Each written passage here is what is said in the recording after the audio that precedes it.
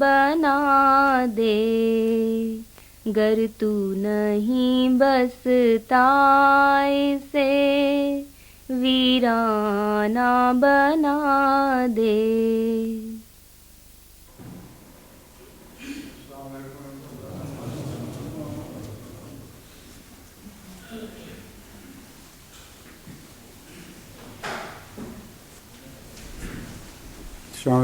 अज़ान दे दें।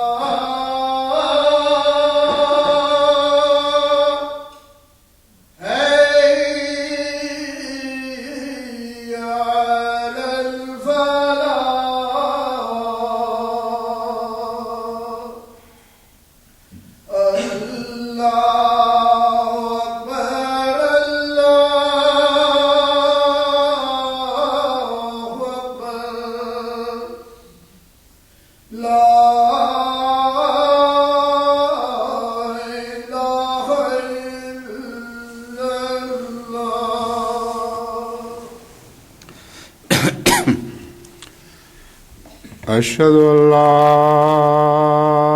إله إلا الله وحده لا شريك له وأشهد أن محمدا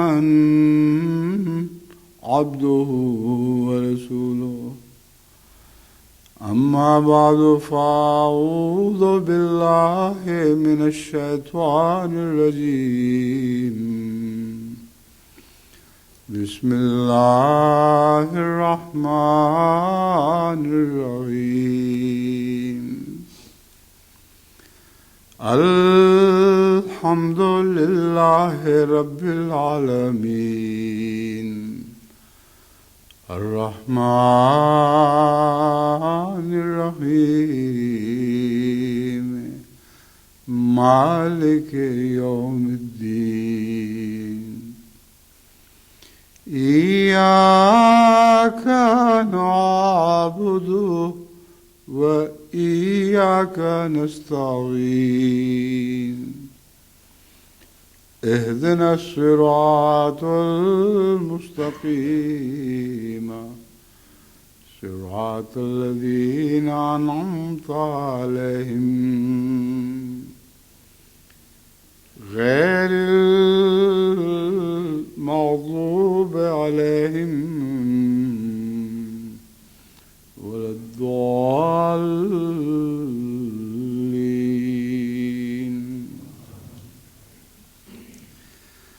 ألم يعن للذين آمنوا أن تخشع قلوبهم لذكر الله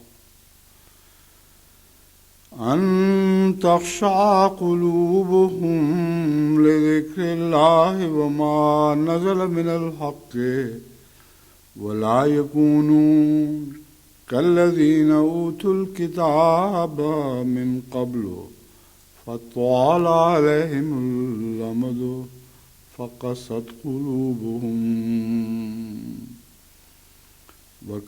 وكثير منهم فاسقون.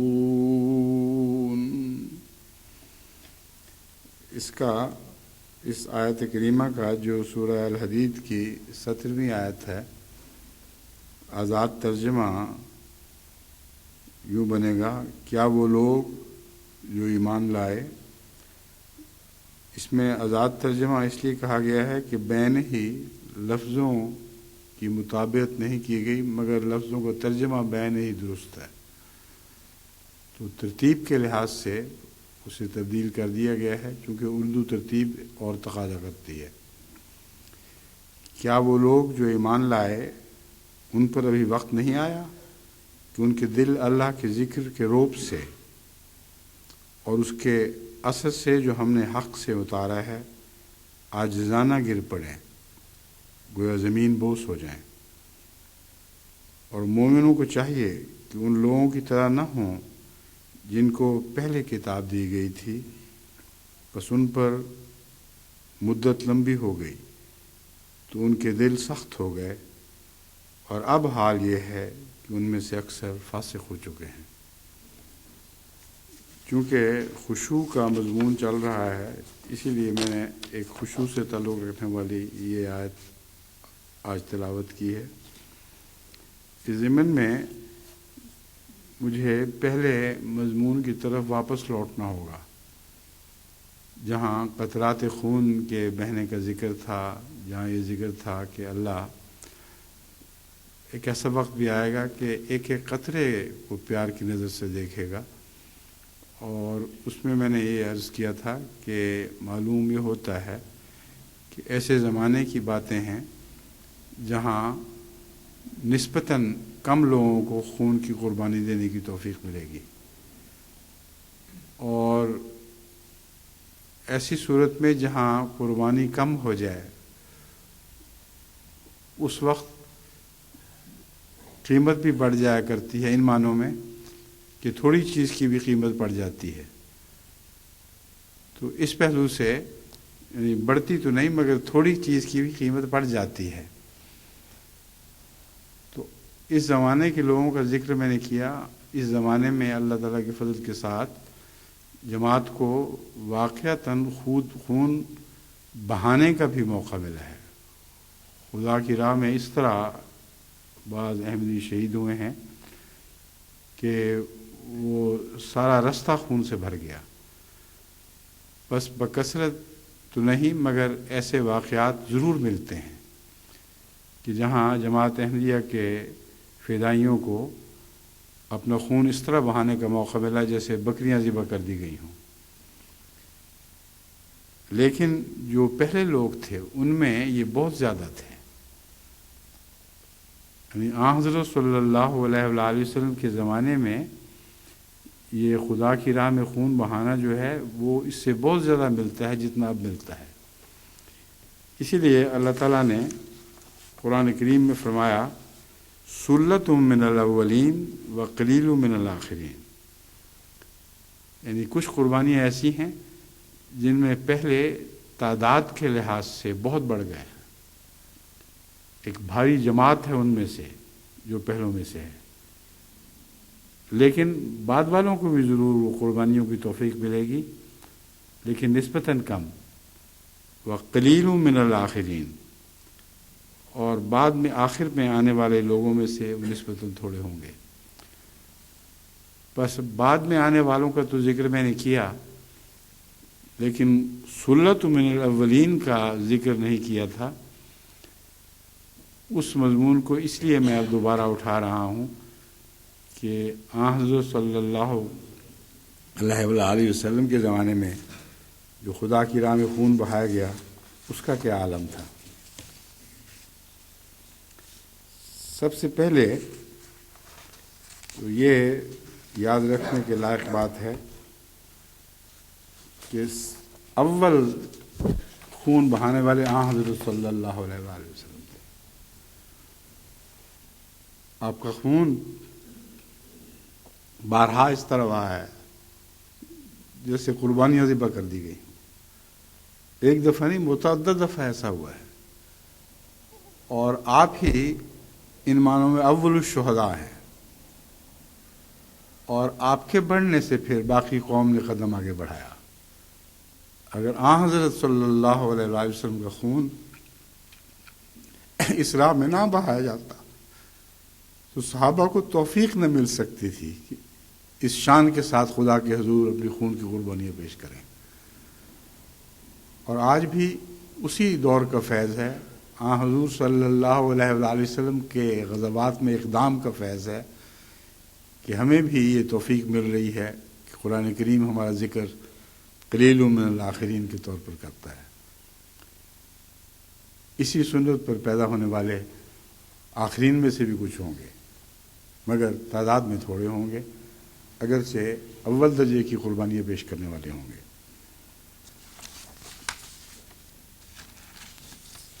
اب اللہ مجھے ضبط کی توفیق دے، کیونکہ یہ بہت ہی اہم مضمون ہے لیکن بہت دردناک ہے۔ ابو حازم بیان کرتے ہیں، اور یہ حدیث بخاری کتاب المغازی سے لی گئی ہے، کہ سہل بن سعد نے سے رسول اللہ صلی اللہ علیہ وآلہ وسلم کے زخموں کی بابت پوچھا گیا تو کہنے لگے خدا کی قسم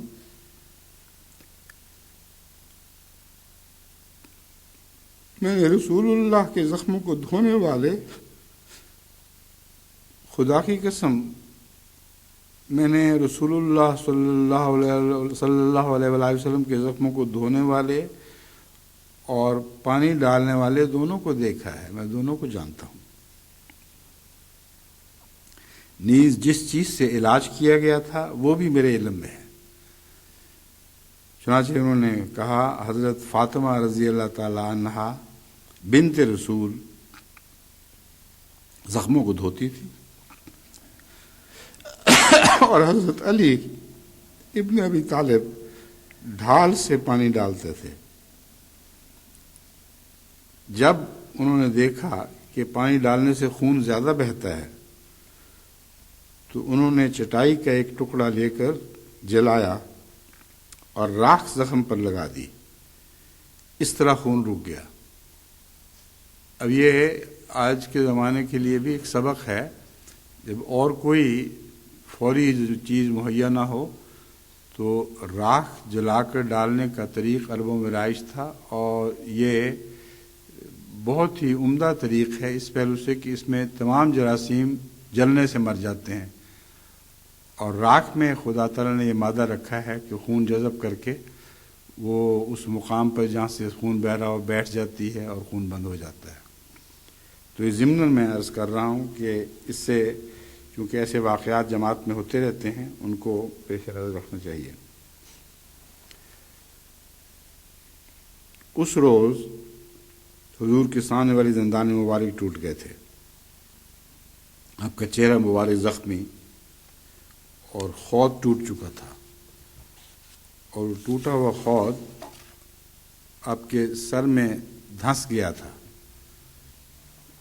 یہاں تک کہ جب نکالنے والے نے دانتوں سے کھینچ کر نکالا تو اپنے دانت بھی ٹوٹ گئے، اس قدر شدت کے ساتھ وہ اندر دھنسا ہوا تھا۔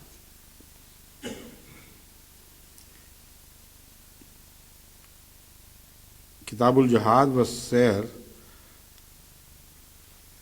بخاری ہی سے ایک حدیث لی گئی ہے۔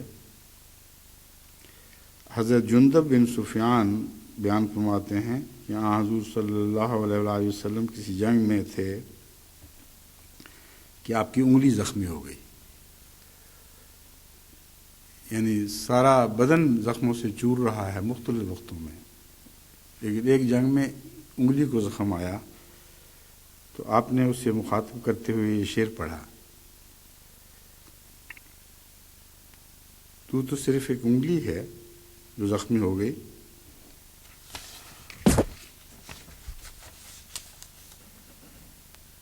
انت حل انت الا اصبع دمیتا وفی سبیل اللہ ما لقیت۔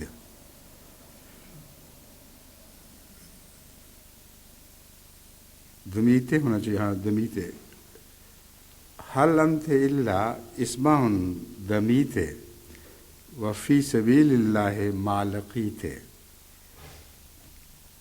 اے انگلی تو ایک انگلی ہی ہے، اور نصیب دیکھ اپنا کہ خدا کی راہ میں خون بہا رہی ہے۔ بس وہ جو مختلف مواقع پر خدا کے پیار کی نظریں پڑا کرتی تھیں، سب سے زیادہ وہ مواقع آن حضرت صلی اللہ علیہ وآلہ وسلم کو نظر آئے ہیں، اور خدا نے ان مواقع کو اس پیار سے دیکھا کہ جس پیار سے آن حضور صلی اللہ علیہ وآلہ وسلم انگلی کو دیکھ رہے تھے، وہ اللہ کی نظریں پڑ رہی تھیں۔ جیسا کہ قرآن کریم فرماتا ہے، ما رمیت اذ رمیت ولکن اللہ رمی، تو نے تیر نہیں چلایا بلکہ اللہ نے تیر چلایا۔ تو گویا خدا کے الفاظ میں آپ اس انگلی سے مخاطب تھے، بڑی خوش نصیب ہے تو، اللہ کی راہ میں تجھے خون بہانے کی توفیق مل گئی۔ بخاری کتاب الجہاد باب قول اللہ عز و جل، اس میں حضرت انس رضی اللہ تعالی عنہ سے ایک روایت مروی ہے۔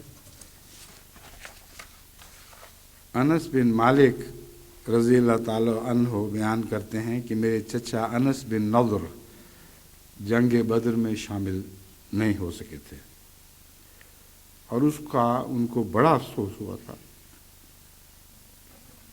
آپ نے ایک دفعہ کہا، اے اللہ کے رسول، پہلی جنگ جو آپ نے مشرکین سے لڑی اس میں شامل نہیں ہو سکا، آئندہ کبھی مشرکین سے جنگ کرنے کا موقع دیا، اللہ تعالیٰ نے موقع دیا تو میں اللہ کو دکھاؤں گا کہ میں کیا کرتا ہوں۔ چنانچہ وہ آیت کریمہ جس میں اللہ تعالیٰ فرماتا ہے وَمِنْهُمْ مَنْ قَضَىٰ نَحْبَهُ، ان قربانی دینے والوں میں، ان خدا کی راہ میں خون بہانے والوں میں وہ بھی تھے کہ جنہوں نے اپنی منتوں کو پورا کر دیا، بڑا دعویٰ کیا کہ میں خدا کو دکھاؤں، اور واقعتاً دکھا دیا۔ ان کے متعلق جو واقعہ درج ہے وہ یہ ہے، جب احد کی لڑائی ہوئی تو ایک ایسا موقع آیا کہ مسلمان بکھر گئے۔ اس کی تفصیل میں جانے کی ضرورت نہیں ہے، آپ لوگ بارہا سن چکے ہیں۔ جب جنگ میں پانسا پلٹا اور تھوڑی دیر کے لیے مسلمان بکھر گئے، اس وقت کی بات ہے۔ اس پر انس نے کہا، انس بن مالک کی روایت ہے مگر ان کے چچا کا نام بھی انس تھا، تو انس نے کہا سے مراد یہ ہے کہ انس بن نضر رضی اللہ تعالیٰ عنہ نے جن کی قربانی کا واقعہ ہے، انہوں نے کہا، اے میرے اللہ، میں تیرے حضور ان لوگوں کے لیے معذرت چاہتا ہوں۔ عجیب پیارا کلام ہے۔ وہ صحابہ جو بکھر گئے، آپ جانتے تھے کہ جان کے نہیں بکھرے، مجبور بے اختیار ہو گئے، اللہ کے حضور کہتے ہیں میں معذرت چاہتا ہوں۔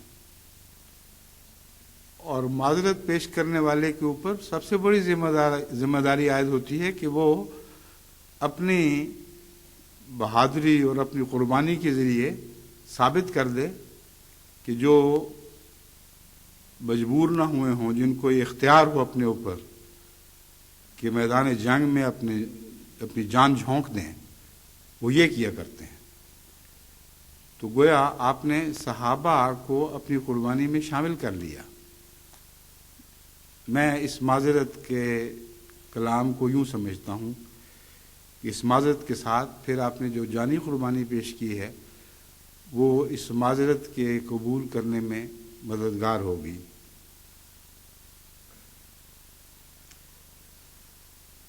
اور ساتھ یہ کہا کہ میں دشمنوں کے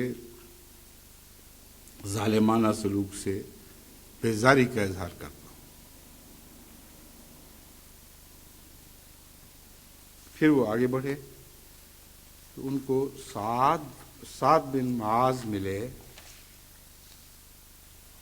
انس بن نضر نے ان سے کہا، اے سعد، دیکھو جنت قریب ہے۔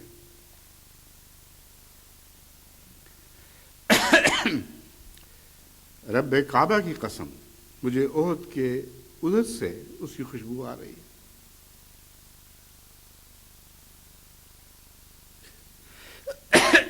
سعد نے اسی جنگ احد کے دوران جب شہداء بکھرے پڑے تھے اور ان کی تلاش ہو رہی تھی، یہ واقعہ آن حضرت صلی اللہ علیہ وآلہ وسلم کی خدمت میں پیش کیا۔ اس طرح میرے چچا مجھے ملے تھے، پھر وہ جنگ کے وہ اس دشمن پر حملہ کرتے ہوئے اسی ریلے میں کہیں غائب ہو گئے، پھر ان کا کچھ پتہ نہیں چلا۔ کہتے ہیں حضرت انس جو اس واقعہ کے راوی ہیں کہ ہم نے اپنے چچا انس کو ایسی حالت میں شہید پایا کہ 80 سے کچھ اوپر تلوار، نیزے یا تیر کے ان کو زخم آئے تھے۔ مشرکین نے ان کی شکل بگاڑ دی تھی، کوئی اس لاش کو پہچان نہیں سکتا تھا جس پہ اتنے زخم آئے ہوں۔ اندازہ کریں کہ وہ آخر وقت تک، جب تک دم میں دم تھا، وہ لڑتے رہے، اور ان کی بہادری کی وجہ سے، ان کے غیر معمولی جرأت کے ساتھ حملے کے نتیجے میں بہت سے دشمنوں کو لک اٹھانی پڑی ہے۔ اور اس غصے میں، جیسا کہ عربوں کا دستور تھا، وہ چہرہ بھی بگاڑ دیا کرتے تھے، یعنی ناش کا چہرہ بگاڑ دیا کرتے تھے، تو وہ پہچانے نہیں جا سکتے تھے۔ پھر ایسے حال میں جب کہ رسول اللہ صلی اللہ علیہ وسلم نے حضرت انس کو بھیجا کہ جاؤ تلاش کرو وہ کہاں ہیں، ان کی بہن ساتھ تھیں، انہوں نے پہچانا اور انگلیوں کے پورے سے پہچانا۔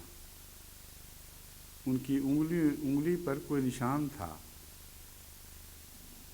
وہ کٹی ہوئی زخمی انگلی، وہ نشان باقی رہ گیا، نشان دکھائی دے رہا تھا۔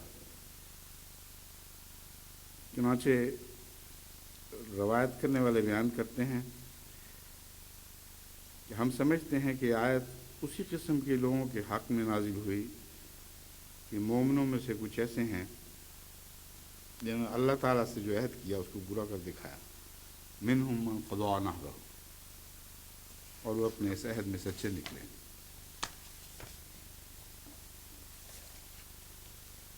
حضرت قیس بن ابو حازم رضی اللہ تعالیٰ عنہ سے مروی ہے کہ میں نے طلحہ کا وہ ہاتھ دیکھا ہے جس سے آپ نبی کریم صلی اللہ علیہ وآلہ وسلم کا چہرہ تیروں سے بچا رہے تھے۔ اپنے ہاتھ پر تیر لے رہے تھے، ہاتھ پر معمولی سا بھی کانٹا چبھ جائے تو انسان کا ہاتھ پیچھے ہٹ جاتا ہے، سوئی چبھوئی جائے تو اور بھی زیادہ، خنجر لگے تو اندازہ کریں کہ کتنی بے اختیاری میں انسان کا ہاتھ از خود پیچھے ہٹتا ہے۔ ناممکن ہے ایک غیر معمولی عزم کے سوا انسان کو توفیق ہو کہ وہ ہاتھ اسی طرح سامنے رکھے۔ حضرت طلحہ رسول اللہ صلی اللہ علیہ وسلم کے چہرے کے سامنے یوں ہاتھ رکھا، جو بھی زخم تیر اس طرف آتا تھا اپنے ہاتھ پہ روکتے تھے۔ اس وقت تو آپ کو توفیق مل گئی کہ اس کو کھڑا رکھا، پھر اس کے بعد ہمیشہ کے لیے وہ ہاتھ لنجا ہو گیا، ساتھ لٹکائے پھرتے تھے۔ اب وہ خدا جو چھوٹے چھوٹے زخموں کے نشان پر بھی پیار کی نظر ڈالتا ہے، جو اپنی عبادت کے وقت پڑنے والے گٹوں پر بھی پیار کی نظر ڈالتا ہے، اندازہ کریں کہ حضرت طلحہ کے اس ہاتھ کو کس پیار سے دیکھ پاؤ گا۔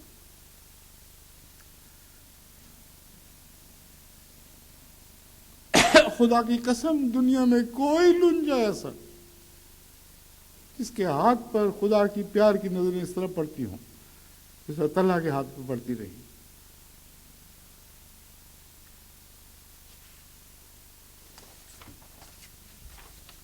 حضرت ابن مسعود رضی اللہ تعالیٰ عنہ کی روایت ہے جس میں حضرت حمزہ کی قربانی کا ذکر ہے۔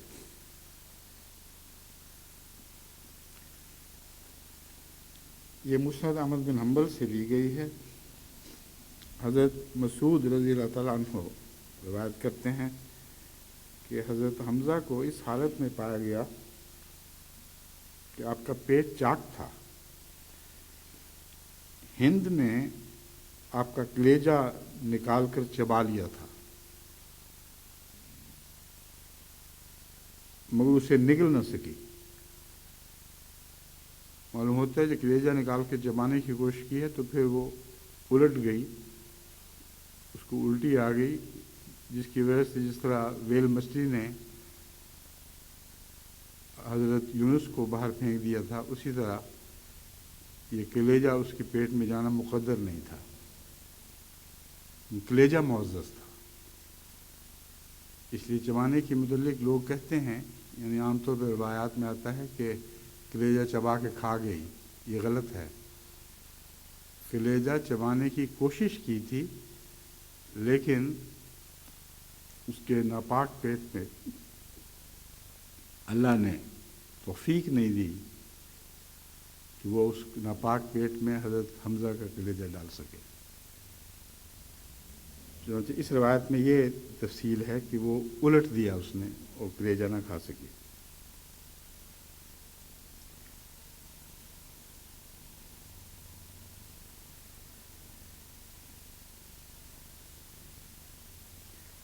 رسول اللہ صلی اللہ علیہ وآلہ وسلم نے دریافت فرمایا کہ کیا اس نے حمزہ کے کلیجے کا کچھ حصہ نگلا ہے؟ اب اس سے آن حضور صلی اللہ علیہ وآلہ وسلم کی باریک نظر کو دیکھیں۔ آپ کو یقین تھا کہ ناممکن ہے کہ وہ نگل گئی ہو۔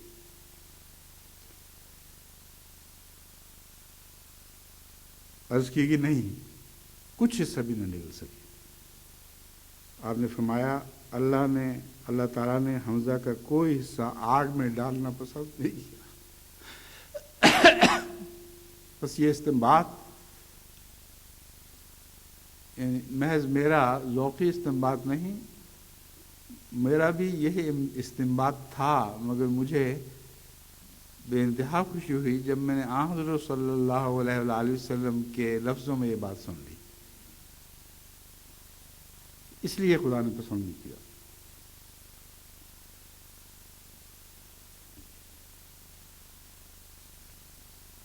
اس روایت میں آتا ہے کہ حضرت صلی اللہ علیہ وآلہ وسلم نے حضرت حمزہ رضی اللہ تعالیٰ عنہ کی 70 بار نماز جنازہ پڑھائی۔ کس طرح ایسا ہوا ایک ہی نماز جنازہ 70 بار پڑھائی گئی ہو؟ وجہ یہ تھی کہ جب بھی کسی شہید کا جنازہ پڑھتے تھے جنگ احد میں اور 70 شہداء تھے تو ہر ایک کے ساتھ حضرت حمزہ کو شامل کر دیتے، اس لیے اس میں کوئی مبالغہ نہیں کیا۔ حضور صلی اللہ علیہ وسلم نے 70 بار حضرت حمزہ کی نماز جنازہ پڑھائی تھی۔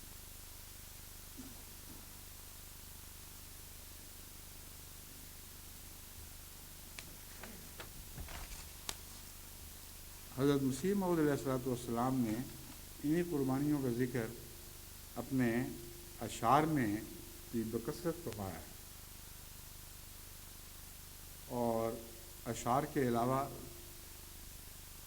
تحریرات میں بھی حضور صلی اللہ علیہ وآلہ وسلم اور آپ کے ساتھیوں کے جو خون بہائے گئے ہیں ان کا ذکر بہت ملتا ہے،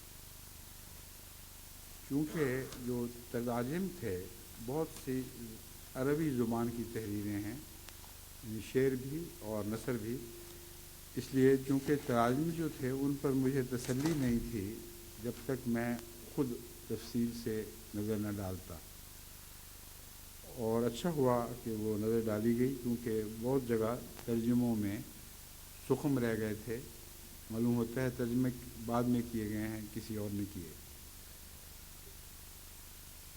لیکن جو ترجمے حضرت مسیح علیہ السلام نے خود کیے وہ تو بہرحال درست ہیں، اور اگرچہ وہ مانوی رنگ رکھتے ہیں، بعض دفعہ با محاورہ ہیں، لیکن یقیناً 100% درست ہیں۔ تو اس لیے اس بحث میں پڑھنے کی بجائے کہ کون سا لفظ حضرت مسیح علیہ السلام کے اپنے ہاتھ کی تحریر، اپنے ہاتھ کا ترجمہ تھا، اس کا وقت نہیں تھا، کیونکہ روا کو بھیجتا، وہاں سے وہ تحقیق کرتے، بتاتے کہ اس کتاب کا کب ترجمہ ہوا، اس ترجمے میں جو پہلی اشاعت تھی مسیح علیہ السلام نے خود اپنے ہاتھ سے ترجمہ کیا تھا کہ نہیں، اس لیے اس تحقیق اور جستجو کا وقت نہ ہونے کی وجہ سے میں نے از خود جو ترجمہ کیا ہے وہ میں آپ کے سامنے پیش کرتا ہوں، اور سر دست چند اشعار میں لے سکا ہوں، کیونکہ اتنا وقت نہیں تھا کہ تمام اشعار اور تمام عربی تحریروں کا بذات خود ترجمہ کر سکوں۔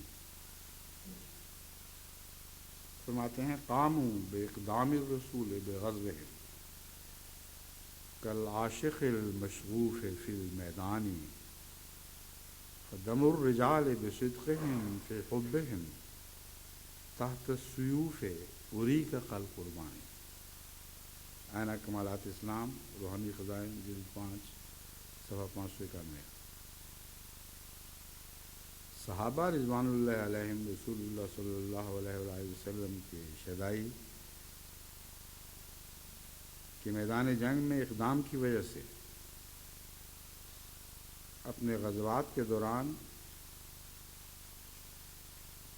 ایک لفظ غلط لکھا ہوا ہے،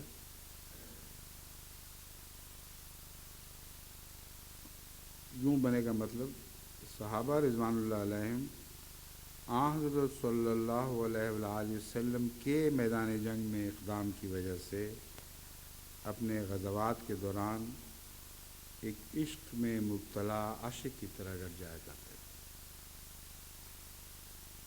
یعنی اقدام حضرت صلی اللہ علیہ وآلہ وسلم کا تھا، غزوات میں آپ سب سے آگے چلتے تھے، اور آپ کے پیچھے پیچھے آپ کے اقدام کو دیکھتے ہوئے صحابہ بھی بڑا کرتے تھے، تو غزوات میں وہ بڑھتے تو تھے مگر ایسے بڑھتے تھے جیسے ایک عاشق مشغوف ہو جس کو عشق نے پاگل کر دیا۔ قدم الرجال بصدقهم فی حبهم تحت السیوف اریک کالقربان فدم قدم نہیں ہے، فدم الرجال بصدقهم فی حبهم تحت السیوف اریک کالقربان، بس ان جوان مردوں کا خون اپنی محبت میں، اپنی سچائی کی وجہ سے تلواروں کے نیچے قربانیوں کی طرح بہا دیا گیا۔ اب قربانیوں کا خون بہتا ہوا تو سب نے دیکھا ہے،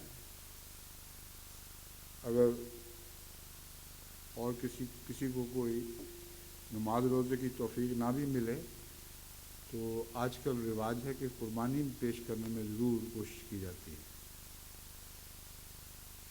تو حضرت مسیح موعود صلی اللہ علیہ وسلم فرماتے ہیں جس طرح قربانی کا خون یہ سب جانتے ہیں کہ کیسے بہتا ہے، کس طرح اچھل اچھل کر نکلتا ہے، اس طرح حضرت صلی اللہ علیہ وآلہ وسلم کا خون اللہ کی محبت میں بہا ہے اور رسول صلی اللہ علیہ وسلم کے اقدام کے نتیجے میں بہا ہے، اور اللہ کی محبت محمد رسول اللہ کی محبت کی بنا پر نصیب ہوئی۔ ایک ایسا عاشق جو پاگل ہو رہا ہو عشق میں،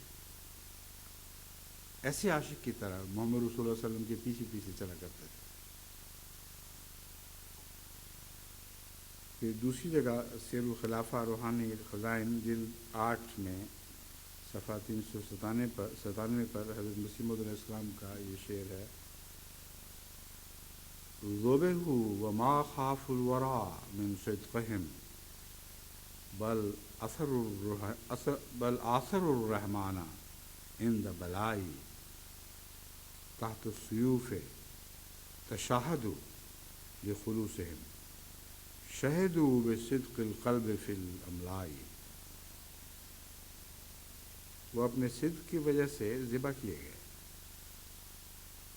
اور لوگوں سے خوف نہ کھایا، بلکہ ہر سخت ابتلا کے دوران رحمان کو ترجیح دی۔ انہوں نے اپنے خلوص کی وجہ سے تلواروں کے سایہ تلے حق کی گواہی دی۔ تحت السیوف تشہدوا، اب تشہد میں آپ بیٹھتے ہیں تو لا الہ الا اللہ محمد رسول اللہ پڑھتے ہیں، تو انہوں نے تلواروں کے سائے تلے یہ گواہیاں دی ہیں، یہ نہیں کہ آرام سے بیٹھے ہوئے تھے تو وہ درود پڑھ رہے تھے اور تشہد پڑھ رہے تھے، تلواریں چل رہی تھیں اس کے نیچے نیچے یہ آوازیں بلند ہو رہی ہیں۔ شہدوا بصدق القلب فی الاملائی، املائی کا ایک ترجمہ مجالس بھی ہے، لیکن یہاں تو مجالس کی بات نہیں ہو رہی، یہاں تو جنگوں کی بات ہو رہی ہے۔ بس املا کا ایک مطلب ہے زندگی بھر، ساری زندگی، تو اسے ہی میں نے اخذ کیا ہے اس ترجمے کو، جس کا مطلب یہ بنے گا شہدوا بصدقہم۔ شہدوا کے لفظ میں حضرت مسیح موعود علیہ السلام نے دونوں معنی داخل فرما لیے ہیں، کیونکہ اس کے دونوں ہی معنی ہیں۔ شہدوا کا ایک مطلب ہے گواہی دی، اور ایک مطلب ہے شہید ہو گئے، تو دراصل ان کا شہید ہونا ہی گواہی تھی۔ بس تشاہدوا کا جو پہلا مضمون ہے وہی اس لفظ کے ساتھ آگے بڑھ رہا ہے کہ تلواروں کے سائے تلے میں زبانی گواہیاں نہیں دیں، وہ یہ گواہیاں دیتے دیتے شہید ہو گئے، اور ان کی شہادت یعنی خدا کی راہ میں جان دینا ہی دراصل وہ شہادت تھی جو ہمیشہ ہمیشہ کے لیے زندہ رہے گی۔ فی الاملائی کا مطلب ہے عمر بھر ایسے ہی کرتے رہے جب تک ان کو توفیق ملی۔ یہ دونوں باتیں ان کی فطرت ثانیہ بنی رہیں، بلکہ فطرت اولیٰ کہنا چاہیے، وہ یہی ان کی اول فطرت تھی، یعنی اللہ کے ہو کر محمد رسول اللہ کے عشق میں شوق کے مبتلا، اور اس عشق کے نتیجے میں پھر اللہ کے عشق کا وہ مقام حاصل کرنا جو رسول اللہ صلی اللہ علیہ وآلہ وسلم کے عشق کے بغیر حاصل کرنا ممکن نہیں تھا۔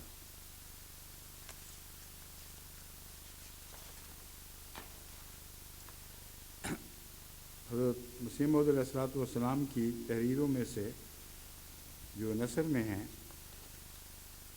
یہ ایک تحریر میں آپ کے سامنے رکھتا ہوں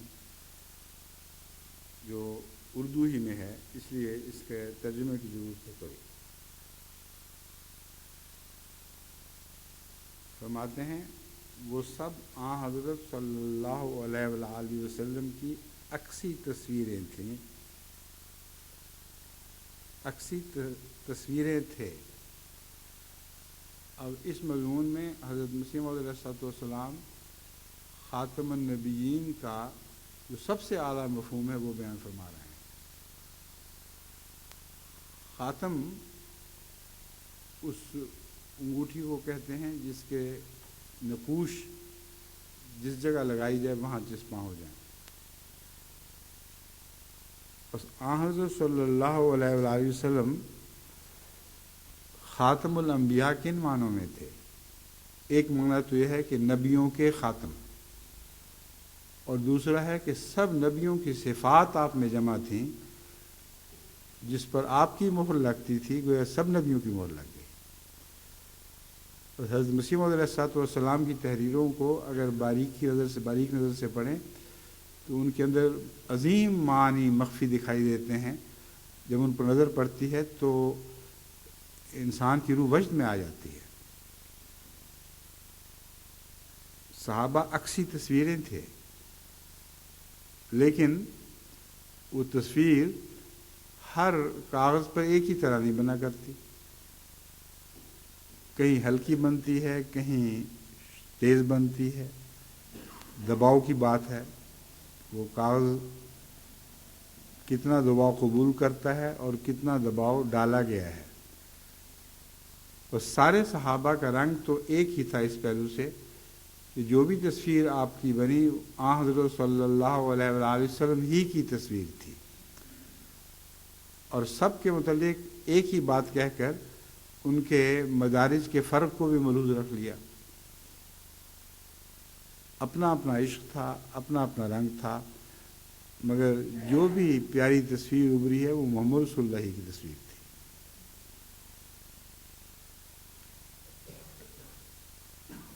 سو یہ بھاری معجزہ اندرونی تبدیلی کا، جس کے ذریعے سے فحش بت پرستی کرنے والے کامل خدا پرستی تک پہنچ گئے، اور ہر دم دنیا میں غرق رہنے والے محبوب حقیقی سے ایسا تعلق پکڑ گئے کہ اس کی راہ میں پانی کی طرح اپنے خونوں کو بہا دیا۔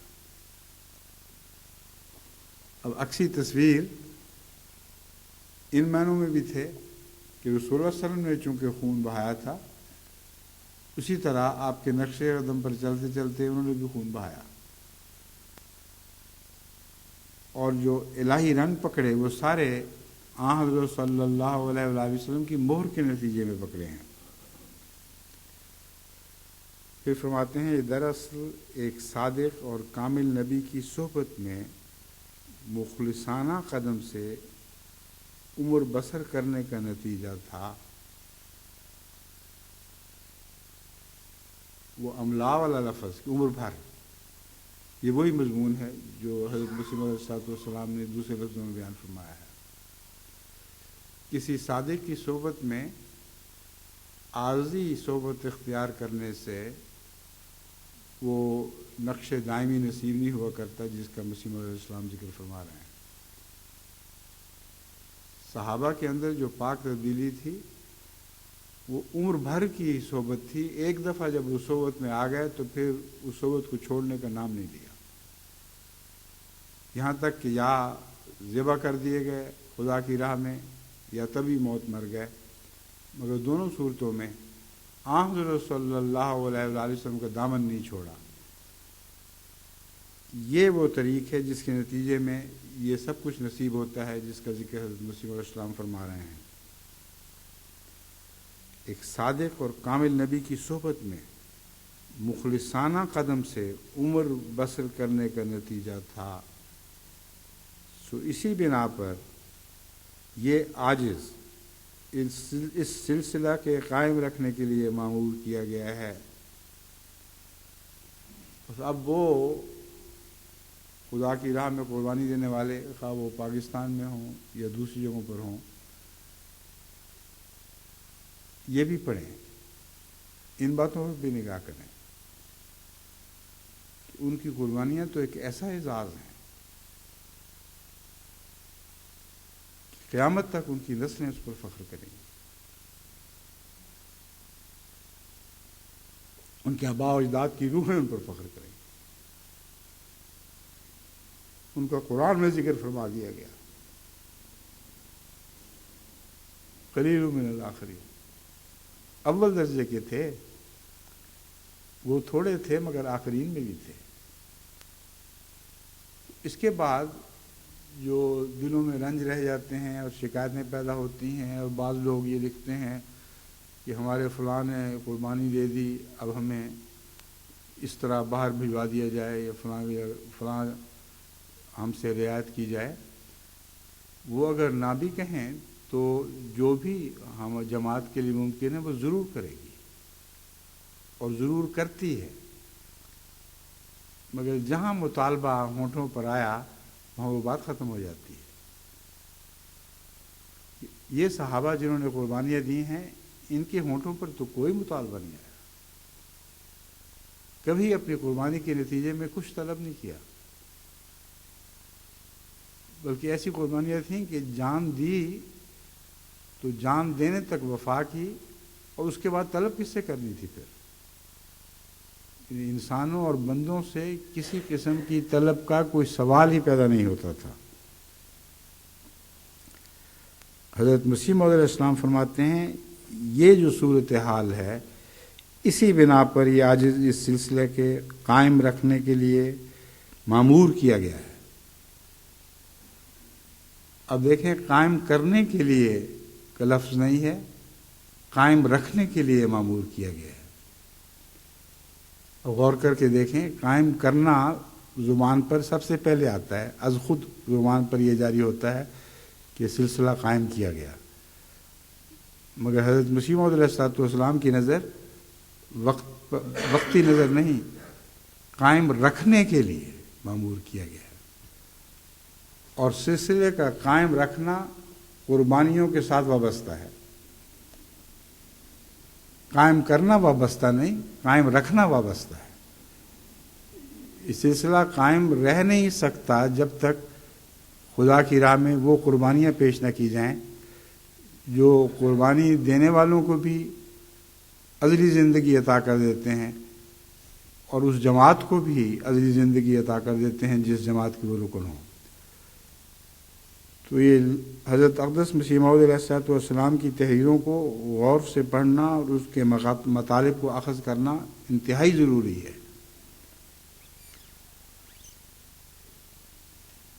اس سلسلہ کے قائم رکھنے کے لیے مامور کیا گیا ہے اور چاہتا ہے کہ صحبت میں رہنے والوں کا سلسلہ اور بھی زیادہ وسعت سے بڑھا دیا جائے۔ اب لفظ صحبت میں نے پہلے بھی بیان کیا تھا کہ صحبت سے مراد یہ نہیں ہے کہ حضرت مسیح موعود علیہ السلام وفات پا گئے تو آپ کی صحبت نصیب نہ رہی۔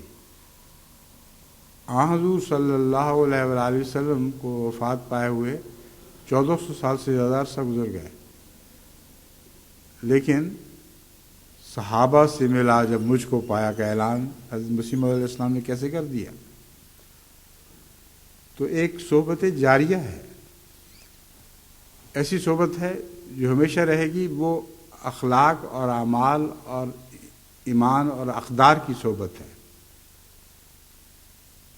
حضرت صلی اللہ علیہ وآلہ وسلم کی مہر بند نہیں ہوئی، وہ قیامت تک جاری ہے، اور ان معنوں میں جاری ہے کہ جس شخص نے بھی اپنے دل پر وہ نقوش لیے جو رسول اللہ صلی اللہ علیہ وآلہ وسلم کی مہر سے لگتے ہیں تو گویا وہ آپ کی صحبت میں داخل ہو گیا۔ حضرت مسیح موعود علیہ السلام فرماتے ہیں کہ صحبت کا سلسلہ میں بڑھانا چاہتا ہوں، اور اب جماعت احمدیہ ایسے دور میں داخل ہے کہ صحبت کا سلسلہ پھیل رہا ہے اور پھیلتا چلا جائے گا، اور ان مطالب پر غور کے نتیجے میں تمام جماعت پر ذمہ داری عائد ہوتی ہے کہ جہاں بھی جماعت احمدیہ کی تعداد بڑھتی ہے وہاں مصاحبین کی تعداد بڑھے، کیونکہ حضرت مسیح موعود علیہ السلام کا ارادہ تعداد بڑھانے سے کا نہیں تھا، بلکہ ایسی تعداد بڑھانے کا تھا جس کے ساتھ صحبت کا سلسلہ پھیلتا چلا جائے۔ بس یہی وجہ ہے کہ میں تمام نومبائین کے متعلق ان ملکوں کے سربراہوں کو بار بار نصیحت کرتا ہوں، بار بار سمجھا رہا ہوں کہ اگر تعداد بڑھی اور صحبت نہ پھیلی تو پھر یہ حضرت مسیح موعود علیہ السلام کے آنے کے مقاصد میں سے نہیں ہے۔ تھوڑی مہر شروع میں لگ سکتی ہے، لیکن جتنا دباؤ بڑھتا چلا جائے گا اس مور کے نقوش زیادہ نمایاں ہوتے چلے جائیں گے۔ بس آپ لوگ بھی اپنی بڑھتی ہوئی جماعتوں پر اس پہلو سے نظر رکھیں اور اپنی پھیلتی ہوئی اولاد پر بھی اس پہلو سے نظر رکھیں، کیا وہ یہ نقوش قبول کر رہے ہیں یا نہیں، اور نقش بننے شروع ہو گئے ہیں کہ نہیں۔ اگر یہ بن رہے ہیں تو حضرت مسیح موعود علیہ السلام کی عبارت اپنے مقصد کو پا لیتی ہے اور چاہتا ہے، یعنی خاکسار اپنے متعلق فرماتے ہیں، عاجز یہ چاہتا ہے کہ صحبت میں رہنے والوں کا سلسلہ اور بھی زیادہ وسعت سے بڑھا دیا جائے، اور ایسے لوگ دن رات صحبت میں رہیں کہ جو ایمان اور محبت اور یقین کو بڑھانے کے لیے شوق رکھتے ہوں۔ اب دن رات صحبت میں رہیں کا ایک ظاہری معنی بھی ہے، یعنی حضرت مسیح موعود علیہ السلام قادیان میں آ کر وہاں ٹھہرنے کی بھی بہت تلقین فرمایا کرتے تھے، مگر یہ ناممکن تھا کہ یہ پھیلتی ہوئی جماعت جو لاکھوں کی تعداد میں حضرت مسیح علیہ السلام کی زندگی میں ہی پھیل چکی تھی، وہ ساری قادیان میں اکٹھی ہو جاتی۔ کسی طرح یہ ممکن نہیں تھا۔ بس حضرت مسیح موعود علیہ السلام ایسی بات کیسے کہہ سکتے ہیں جو ناممکن ہو؟ تو لفظی طور پر کچھ یہ مضمون ان لوگوں پر بھی اطلاق پاتا تھا جو قادیان آئے اور قادیان ہی کے ہو رہے، وہ اولین تھے صحبت پانے والے، لیکن حضرت مسیح موعود علیہ السلام کے زمانے میں بھی آخرین بھی تھے، اور یہ مضمون بیک وقت چل رہا تھا۔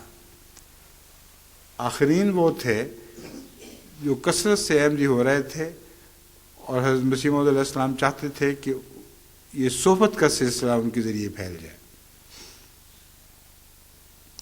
تاکہ ایمان اور محبت اور یقین میں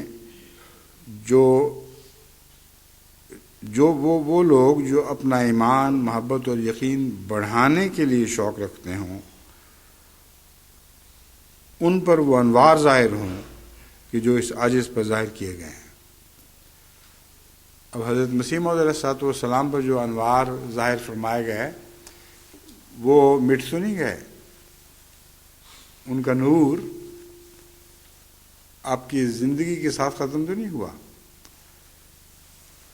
بلکہ آپ کے وصال کے بعد پہلا خلیفہ ہی نور کے طور پر ابھرا ہے،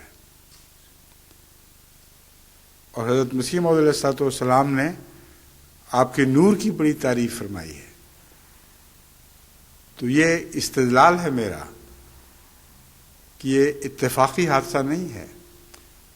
حضرت مسیح موعود علیہ السلام کو جو انوار عطا ہوئے تھے، جو آپ بڑھانا چاہتے تھے، وہ آپ کے وصال کے بعد بھی جاری رہے ہیں، اور حضرت خلیفۃ المسیح اول کی صورت میں اس نئے دور کی بنیاد ڈالی گئی جس میں نوروں کا انتشار ہونا تھا، اور یہ انتشار حضرت خلیفۃ المسیح اول کی زندگی تک محدود نہیں تھا، ورنہ بالکل بے معنی ہو جاتا۔ اگر آپ کی زندگی تک محدود رہنا تھا تو پھر تو بہتر تھا کہ مسیح موعود علیہ السلام کی زندگی میں یہ سلسلہ ختم ہو جاتا، کیونکہ انوار کا اصل منبع تو آپ ہی تھے۔ اس لیے وہ ایک خوشخبری تھی جماعت کے لیے کہ تمہارے لیے انوار کا سلسلہ ختم نہیں کیا جائے گا۔ بس وہ انوار کا سلسلہ اب بھی جاری ہے، اور حضرت اقدس مسیح موعود علیہ السلام کی تحریرات اس نور کو سمیٹے ہوئے ہیں۔ ان تحریرات کا، جیسا کہ میں نے عرض کیا ہے، گہری نظر سے مطالعہ ضروری ہے، ورنہ بعض دفعہ خدا تعالیٰ کے کلام سے، جس کلام سے لوگ نور پاتے ہیں، اسی کلام سے لوگ اندھیروں میں بھی چلے جاتے ہیں، کیونکہ وہ اپنے نفس کے اندھیرے ساتھ رکھتے ہیں۔ ایسے ہی لوگ ہیں جن کو اندھا کہا گیا ہے، ان کی نگاہ جاتی ہی نہیں کلام کی گہرائیوں تک، اب اسی کلام کو پڑھ پڑھ کر دیکھیں دنیا میں کتنے مخالف اور معاند مولوی ہیں جن کی گستاخیاں ختم ہونے میں نہیں آ رہی. وہ عبارت کے کچھ حصے کو لیتے ہیں، کچھ حصے کو چھوڑ دیتے ہیں، اور جس حصے کو لیتے ہیں اس کے معنی کو بھی صحیح بیان نہیں کر رہے ہوتے. اس لیے جماعت کا فرض ہے کہ حضرت مسیح موعود علیہ الصلوۃ والسلام کی تحریرات کو پڑھے بھی اور گہرے غور سے ان کا مطالعہ کرے. میں ان پر وہ انوار ظاہر ہوں کہ جو اس عاجز پر ظاہر کیے گئے ہیں. یعنی یہ انوار پھر آپ پر بھی نازل ہوں گے. اس کے دو معنی ہیں. ایک معنی تو یہ ہے کہ حضرت مسیح موعود علیہ الصلوۃ والسلام کی تحریرات میں مضمر نور کو آپ سمجھ لیں اور اختیار کر لیں، اور یہ نور اگر آپ کو نصیب ہو جائے تو پھر انوار نازل بھی ہوں گے جیسا کہ حضرت مسیح موعود علیہ الصلوۃ والسلام پر نازل کیے گئے. اس کا مطلب یہ ہے کہ نور نور سے ملتا ہے. جن کا دل نورانی ہو چکا ہو، جس کا آغاز حضرت مسیح موعود علیہ الصلوۃ والسلام سے نور اخذ کرنے کے نتیجے میں ہوا، ان کا دل پھر محبت انوار الہی بن جایا کرتا ہے. یعنی اللہ تعالیٰ کے بہت سے دیگر انوار بھی ان پر نازل ہونے شروع ہو جاتے ہیں. پھر فرماتے ہیں اور وہ ذوق ان کو عطا ہو جو اس عاجز کو عطا کیا گیا ہے، تا اسلام کی روشنی عام طور پر دنیا میں پھیل جائے. وہ ذوق ان کو عطا ہو. جب نور ملتا ہے تو نور کی اہمیت بھی ساتھ ساتھ واضح ہوتی چلی جاتی ہے. جتنا نور روشن ہوتا چلا جاتا ہے اتنی اس کی زیادہ اہمیت ہوتی جاتی ہے. چنانچہ فرمایا میں اس لیے چاہتا ہوں کہ ان پر بھی نور اترے تاکہ وہ ان کو نور کا مضمون صرف مانون سمانن سمجھ نہ آئے، معنی کے لحاظ سمجھ نہ آئے، بلکہ ان کے دل میں جاری ہو اور اس کا لطف اٹھانے لگیں. جب یہ ہوگا تو پھر یہ ہوگا تا اسلام کی روشنی عام طور پر دنیا میں پھیل جائے. تو دیکھیں ہم دعائیں تو بہت کرتے ہیں کہ اسلام کی روشنی تمام دنیا میں پھیل جائے، اور کیسے پھیلے گی یہ طریق اکثر لوگوں کو معلوم نہیں. ہاتھ اٹھاتے ہیں کہ اے اللہ اسلام کی روشنی پھیلا دے، مگر یہ نہیں جانتے کہ انہوں نے ہی وہ شمع بننا ہے جن شمعوں کے ذریعے روشنی پھیلنی ہے. تو ایسی دعا کیوں کرتے ہیں جس دعا کو اپنے نفوس میں جاری نہ کرنا چاہیں؟ کسی کو اس دعا کا حق نہیں کہ اے اللہ اسلام کا نور ساری دنیا میں پھیلا دے جب تک وہ اپنے دل کو پہلے نورانی نہ بنائے، کیونکہ از خود نہیں پھیلے گا، ورنہ تو ساری دنیا پر از خود آسمان سے نور اتر سکتا تھا. کیوں نہیں اترتا؟ اس لیے کہ نورانی وجودوں کی معرفت ان کو نہیں مل رہا. حضرت صلی اللہ علیہ وآلہ وسلم سے جو سلسلہ شروع ہوا وہی سلسلہ ہے جو اب حضرت مسیح موعود علیہ الصلوۃ والسلام کے دور میں قلیل سلۃ من الآخرین کے بعد قلیل من الآخرین کے ذریعے شروع ہوتا ہے، اور پھر اس سلسلے نے پھیل جانا ہے. پھر کثرت سے ایسے لوگ پیدا ہوں گے جو اولین تو نہیں ہوں گے لیکن پھر بھی دوسرے درجے میں نیکیوں پر قدم بڑھانے والے ہوں گے. ان کے متعلق قرآن کریم فرماتا ہے وہ سلۃ من الآخرین. وہ پہلوں تک محدود نہیں رہیں گے. یہ بکثرت نیکیوں میں آگے قدم بڑھانے والے آخرین میں بھی پیدا ہوں گے.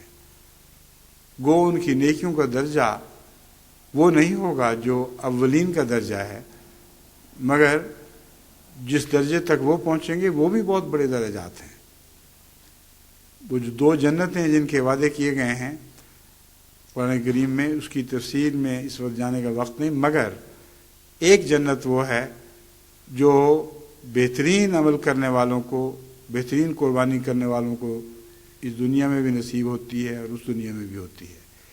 یہ وہ لوگ ہیں جن کے متعلق فرمایا گیا سلۃ من الاولین وقلیل من الآخرین.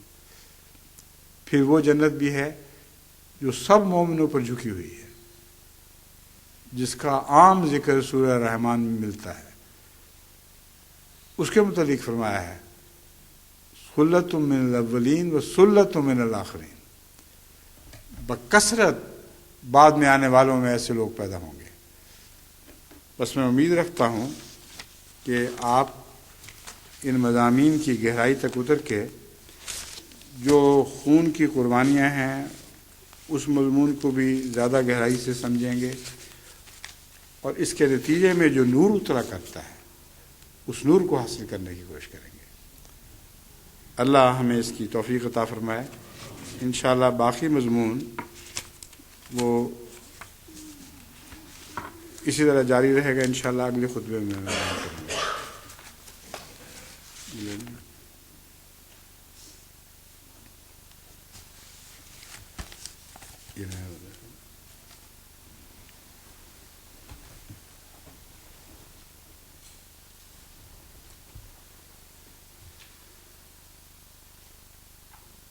الحمد لله نحمده ونستعينه ونستغفره ونؤمن به ونتوكل عليه ونعوذ بالله من شرور أنفسنا ومن سيئات أعمالنا من يهده الله فلا مضل له ومن يضلله فلا هادي له ونشهد أن لا إله إلا الله وحده لا شريك له ونشهد أن محمدا عبده ورسوله عباد الله رحمكم الله إن الله يأمر بالعدل والإحسان وإيتاء ذي القربى وينهى عن الفحشاء والمنكر والبغي يعظكم لعلكم تذكرون اذكروا الله يذكركم وادعوه يستجب لكم ولذكر الله أكبر